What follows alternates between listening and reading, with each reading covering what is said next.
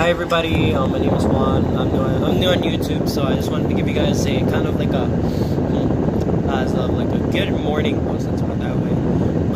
What's going on with the second Gen Eclipse right now is the timing actually jumped. So as soon as I would start the car, this is in the past obviously, but I'm gonna give you guys an explanation. So every time I would start the car, the timing belt would jump around like stupid amount of teeth. I think it was jumping like 2 teeth at a time. So one day it'd be like 2 teeth off, another day it'd be like 5 teeth off, and then a different day it would be like maybe even like 6 teeth off, and it wouldn't even start at all.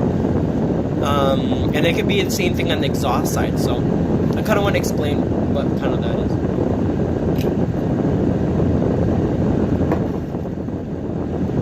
I got my coffee. Sicko. So what ended up happening was we ended up changing the timing belt, of course. So I got the new timing belt, water pump, tensioner pulleys, all the new pulleys, and I think the belt, tensioner pulleys, and that was basically, and the water pump, obviously. So I did those, and now the car is actually running better.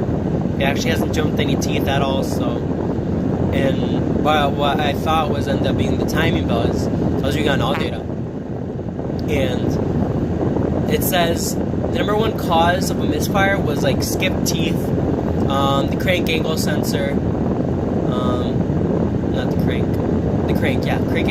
angle sensor, air fuel ratio being incorrect, but my air fuel ratio has been like decent lately, so, and I think the ECU. So what I first started ghosting on was the timing. I was like, oh, it didn't skip teeth. So this actually leads to me a few weeks ago. So I ended up taking the car to some friend, and I'm located in Connecticut, Torrington especially. There's this guy named Denny. He actually owns a 1G Eclipse that does a lot of horsepower and shit like that. And he also owns a GTR. So I was like, oh, okay, this guy seems cool. He probably knows what the fuck he's doing, obviously. So I'm like, okay. I text him and now I'm like, hey, dude, I need you to check out my car. And I'm like, and he's like, okay, give me a time and a place. And well, just the time. I think I'd show up at his shop. And I ended up going there on a Sunday. So I ended up driving there, and he lights my cans. He's like, dude, you jumped timing. And I'm like, what? He's like, yeah, you jumped timing. And I'm like, okay, well. So he shows me I jumped like 4 teeth on the time, and I'm like all stressed out and shit. So I ended up buying a whole new timing kit for the car. Got it installed that same week, I think, or the week after that. And we got the landmarks on. Oh, we did delete the balance shaft. I guess people decided to delete the balance shaft on 2Gs because it's like the most risk when it comes to timing belts breaking, I guess. The balance shaft belt ends up climbing onto the timing belt and it ruins the whole fucking motor. So we did the timing belt. It's running fine now. We're running at like 10 pounds of boost. Stock for 2Gs are 15, as you know. I was running at 3. That's what made me think, oh, maybe it's some electrical problem or anything like that. But usually when it's a leak like that, it's a boost leak and you can't find it. That's right, motor-wise, timing, all that crazy stuff. So timing belt got done finally, so instead of 3, we're boosting at 10. As of right now, I currently don't have a job, so I'm kind of looking around, seeing what I can do. Yeah, I guess I'm going to start these vlogs. I'm probably going to post these for like once a month, maybe twice a month, since I'm just starting off. Maybe I should be a little bit more focused on posting more, but as with 2G, I just got to keep on working.